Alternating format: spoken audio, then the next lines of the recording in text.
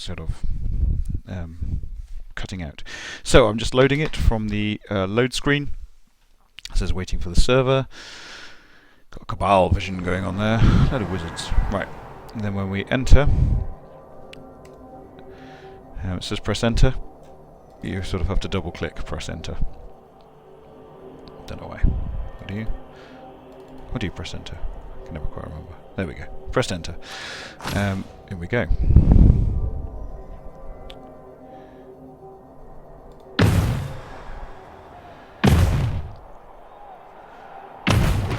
Okay.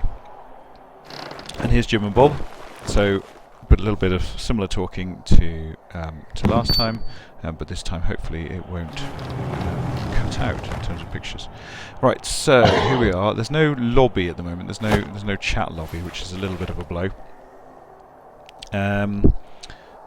Welcome to Cabal Vision for a crazy session. But it's still good fun. Right. Okay. Here we go. So a couple of things that are worth sort of mentioning straight away. So you can play in a league. There are already quite a few leagues already been created. So I've created myself a team there. There's quite a nice thing which I won't show you just now, but there's quite a nice thing where it auto-populates a team for you. So if you just want to create a team called blah and then fill it and start playing straight away, then it'll stick in a couple of throwers, a couple of catches, a few blitzers and so on. If we click on join a league just there, then we've got waiting for an answer from server. It seems to have slowed down a second just now. So we've got this NAF official league, which has already got 420 odd players in it. Nothing to do with the NAF, but I think that's the new equivalent of Old World, Nagaroth, according to people who know things. So it's interesting that it's called the NAF thing, and we'll see what happens with that as regards the NAF that we know and love. So I haven't joined any league yet. I'm just to illustrate some of the gameplay. I'm just going to do a one player game. Okay, so we've got friendly matches there. Team and league management is where you look after your teams. Cabal TV is replays and settings. You can change the resolution of the screen so it gets bigger and smaller. You can choose what cutscenes you want and different controls. I'm going with the Blood Bowl 1 controls at the moment, just so we can sort of do a direct comparison between the two. So I'm going to start a friendly match. And I'm just going to do it against the computer because I'm not going to do a whole match, because I need to go and do the washing up. Right, so at the moment we've got humans available, and we've got some dwarfs, orcs and Skaven, and I'm going to play against, what should we play against? Let's do the, oh hello. Oh no, Bright Crusaders. Teams race not available. Ah, sad times. So it will be the Bretonnians. It is the sort of plasmoid version of the Bretonnians, with Dauntless and Catch on the blitzers, and then a sprinkling of wrestle and fend in there. It was heavily sort of said beforehand, but that is definitely the case. I was involved in the beta testing beforehand, but obviously under an NDA. The NDA is now lifted, as far as I can tell. We can talk about it as much as we want, which is quite nice. So you get a choice of stadiums there. I've called mine home, which is slightly confusing. Not quite sure what the level 1 does as yet. That was never sort of fully explained. But I'm going to load up the game and see how it goes. Get your pre-match sequence ready. I won't sort of play the whole game. I'm just going to illustrate a few points that I think are interesting about the game. So it's a little bit disappointing there's no chat lobby as previously mentioned, because it's difficult to find help on from that point of view. This match is all about quite like the Goblin referee. He's quite cool. Right, I'm going to set up my team. We've got a choice of Emperor's Shield and to the centre. So there's normally, as far as I can tell, there's one setup which has 3 on the line, and then one setup which has loads on the line. So as an experienced Blood Bowl coach, I'm going to use the one that's got 3 on the line, if it lets me. So I go back to that one. There we go, Emperor Shield.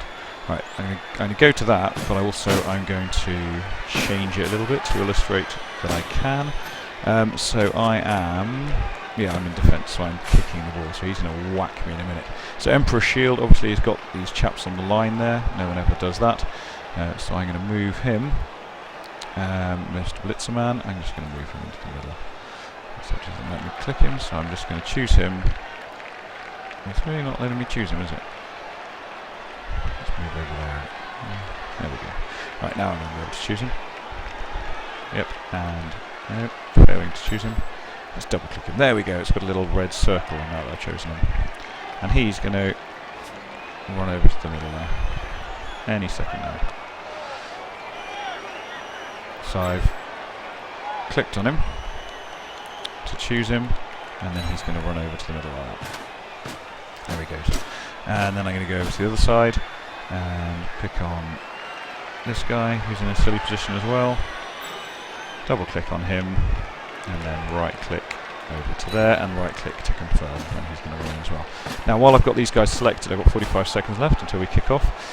What's interesting about these is that they have got this little symbol on their image, and if I click on it, it tells you that it's called blocks. So instead of having words to represent the skills, they've got little symbols on each one. And I think probably we'll get to know the symbols fairly quickly, especially for the common ones. But some of them are going to be a bit harder to identify, and you'll just have to sort of click to see what the thing is. It would make more sense to me to have the words there, but that's not what they've gone with.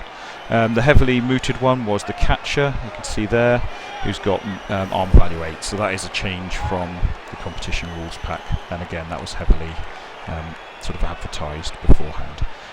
So I'll just confirm the setup and then we'll get going. And that's just a click on that button there. Right, so Mr. Skaven's going to run around, you can see them running around there, which is pretty cool. I think we've got a thrower there. And as you hover over them, it sort of shows you where they are. Right, choose where to kick. Go middle. And there's usually a nice little graphic for kicking. Let's have a look what it looks like. There the ball comes. Right, and then for each of the kickoff conditions, you get this nice graphic there. But I'm going to skip that one. It doesn't show you the dice, and so this is a good a time as any to look at the dice log. The dice log's just at the bottom there,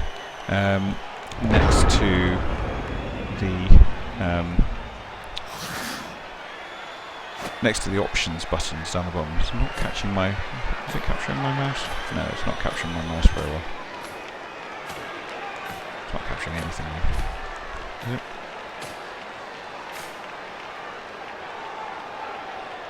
For the ball, but can they pick it up?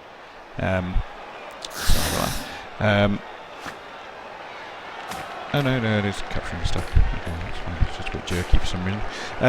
But down the bottom, you only get to see the last 4 or 5 dice rolls, and you don't get to see a full dice log that you can scroll back, forward, and through. And that's a little bit of a shame. So I don't know if that's still going to be fixed because we are still in beta, but sort of. That would be nice.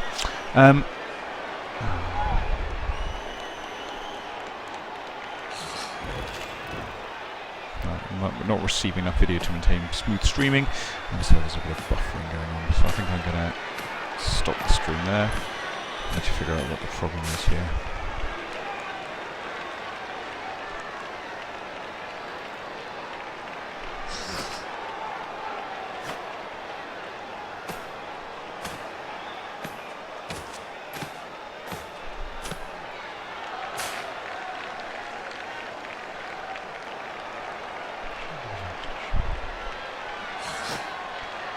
So I'm just going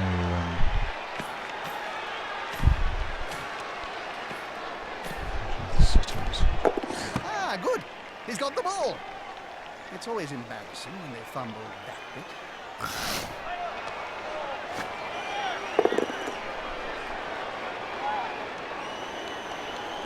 Okay, I'm just going to stop that stream.